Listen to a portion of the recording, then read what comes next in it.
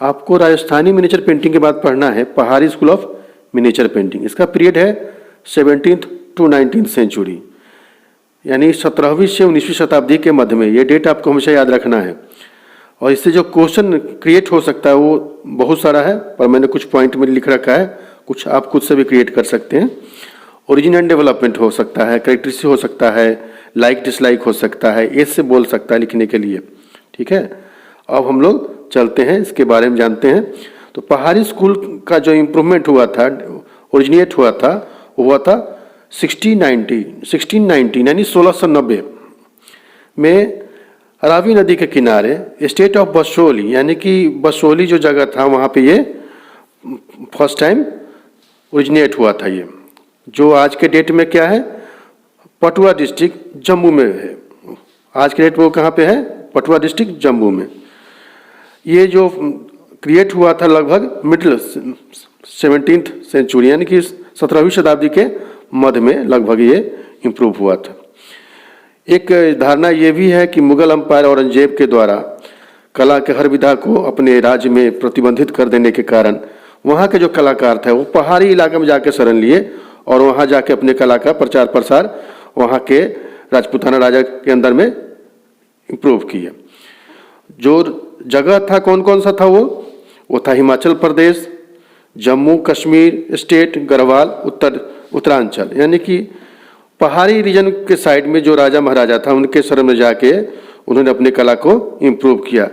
दूसरा एक धारणा ये भी इसमें है, जो मुगल जो थे वो लगातार राजपूताना शासन पे आक्रमण करते थे, यानी बार बार अटैक करने के कारण वहाँ के कलाकार बहस से पहाड़ी रीजन साइड में ताकि वहाँ मुगल जल्दी आक्रमण नहीं कर सके, जाके शरण लिए और वहाँ जाके अपने कला का प्रचार प्रसार किए, जो आज के डेट में पहाड़ी मिनिएचर पेंटिंग के नाम से जाना जाता है। इसको आप अपने तरीके सुंदर ढंग से अरेंज करके लिखिएगा। यहाँ फिर हाईलाइट किया हुआ है, इसका जो पीरियड कौन सा था, वो था 17th century to 19th century के बीच में। ठीक है, आगे पढ़िए, फिर बता रहे हैं इसके बारे में। इस कैरेक्टरिस्टिक जो है, यानी पहचान जो इस पेंटिंग की, बाहरी मिनिएचर पेंटिंग की, वो आप पॉइंट वाइज लिखे तो मुझे लगता है ज़्यादा बेहतर होगा। और मैंने कुछ करके भी रखा है इसमें, देख रहे हैं आप लोग, नीचे दिखाई पड़ रहा होगा। और ये बहुत अलग नहीं है, इसका जो पॉइंट है वो राजस्थानी से मिलता जुलता है। जैसे फर्स्ट जो हो जाएगा लाइनर ब्यूटी, अब लाइन के बारे में हर जगह लिखा, वहाँ भी लिखा, इसमें लिखा हुआ। दरअसल जो पूरा मिनिएचर पेंटिंग है वो लाइन के माध्यम से ही बनता है। टेम्परा जो मीडियम है वो क्या करते हो, कलर करने के बाद उसमें लाइन के माध्यम से पिक्चर को उभारते हैं। उसके बारे में कुछ कुछ लिखा हुआ देख लीजिए आप, और कुछ अपने मन से भी इसमें ऐड करके लिख लीजिएगा। डिस्क्रिप्शन ऑफ नेचर, नेचर मतलब होता है प्रकृति। इसमें क्या है, फ्लोरल ट्री मतलब जमीन से जुड़ा हुआ घास है, माउंटेन, रिवर, टैंक्स, फ्लावर मतलब नदी जो तालाब जो है फ्लावर्स के माध्यम से भरे हुए हैं, बर्ड्स, चिड़िया, लैंडस्केप हो गया। इसके अलावा जो इसमें अलग है वो पीछे वाले जो राजस्थानी से, वो है रेनी सीजन और रेनफॉल वगैरह का दृश्य भी इसमें बनाए जाते थे। फीमेल फिगर आप पहले भी पढ़ चुके हैं, लॉन्ग नोज वगैरह, आई लॉन्ग नैरो हो गया, चिन हो जाएगा, शार्प हो जाएगा। नंबर 4 पे रोमांटिक सीन। रोमांटिक सीन में क्या है, Krishna in the company of gopis, यानी राधा कृष्ण और गोपी को रोमांटिक सीन के रूप माध्यम से, यानी कि भगवान कृष्ण और राधा जो ऐसे भी लव के सिंबल में पेंटिंग में यूज किया गया है। ये जो कि अब लिखा हुआ भी, कृष्ण क्या है गॉड के रूप में, और हीरोइन यानी कि राधा और गोपी जो है उस सोल के रूप में, यानी कि आत्मा के रूप में दिखलाया गया है। ठीक है, नंबर जो 5 जो पॉइंट है आपका वो है गारमेंट्स। गारमेंट्स में क्या क्या था भाई, वुमेन के लिए क्या था, लहंगा, चोली एंड ट्रांसपेरेंट चुन्नी। महिलाओं के लिए जो ड्रेस बना हुआ था, या महिलाओं के ड्रेस में क्या क्या दिखलाया जाता था, लहंगा, चोली और चुन्नी। और मेन के लिए, या मेन के लिए को दिखलाया जाता तो था अंगरखा, पजामा एंड टर्बन। और कृष्ण भगवान के लिए पीताम्बर और येलो, मैंने ये पीताम्बर जो था किस कलर का था, पीताम्बर मतलब ही होता है पीला कलर का, यानी येलो कलर का कपड़ा भगवान कृष्ण को दिखलाया जाता था। एनिमल्स एंड बर्ड, बहुत सारे एनिमल्स और बर्ड का चित्र इसमें दिखलाया गया, कुछ मैंने लिख दिया है जो पहाड़ी पेंटिंग में यूज हुआ, जैसे गाय है, आपको पंछी में स्वान के अलावा बहुत छोटे छोटे बर्ड्स भी दिखलाए गए हैं, हिरन भी दिखलाया गया है। ठीक है, इस हिसाब से आप अपने मन से भी कुछ ऐड कर सकते हैं। Number 7 colour. कलर में जो यूज हुआ है वो ब्राइट कलर यानी प्राइमरी कलर ज़्यादातर यूज किया गया, रेड येलो और ब्लू। डायरेक्ट कलर यूज किया गया है, कहीं कहीं ब्राउन भी इस्तेमाल है। गोल्ड सिल्वर जो पहले राजस्थानी में भी इस्तेमाल हुआ था, कुछ पेंटिंग में इस्तेमाल इसमें भी किया गया है। यूज ऑफ बॉर्डर, ये जो पेंटिंग के चारों जो किनारा जो समझते हैं आप लोग, किनारा वो करने की परंपरा जो शुरू की गई थी वो किसके माध्यम से किया गया था? मुगल से। मुगल स्टाइल, क्योंकि मुगल में क्या है, पर्शियन पेंटिंग का प्रभाव था, पर्शियन के कारण ही वो बॉर्डर का जो डिजाइन जो है साइड से वो आया था। Number 9 themes. The themes are generally based with God Krishna, यानी कि इसका जो थीम था वो क्या धार्मिक किताब से यानी धार्मिक ग्रंथ से लिया गया था। ज़्यादातर पेंटिंग भगवान कृष्ण पे ही बनाया गया था। इसमें कुछ सब स्कूल है जो मैंने यहाँ लिख रखा है, वो 8 है।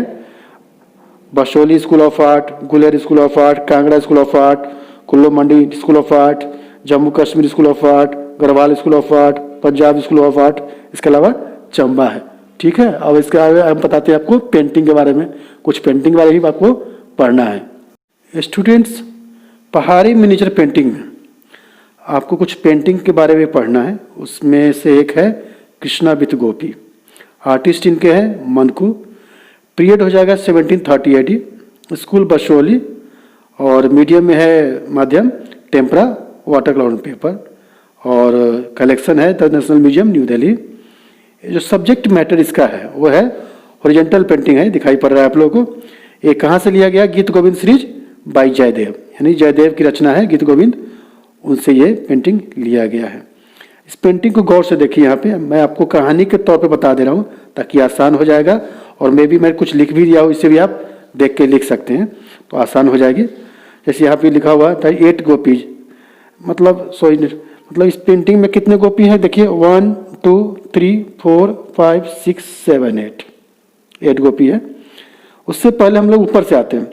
ऊपर में देख रहे हैं बहुत सारे ट्री बने हुए, different kind tree, different colours, जो काफ़ी डेकोरेटिव, हाईली डेकोरेटिव है।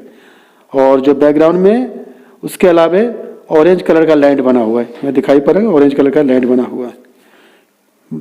मिडिल सेंटर में भगवान कृष्ण जो हैं वो नीले कलर के दिखाई पड़ रहे हैं, नीले कलर से उनका बॉडी बना हुआ है और उनका कपड़ा जो है वो धोती येलो कलर का यानी पीताम्बर पहने हुए हैं, इनको पीताम्बर कह सकते हैं। इनका जो माला व्हाइट कलर का है और ऊपर मुकुट पे मोर का पंख लगा हुआ है।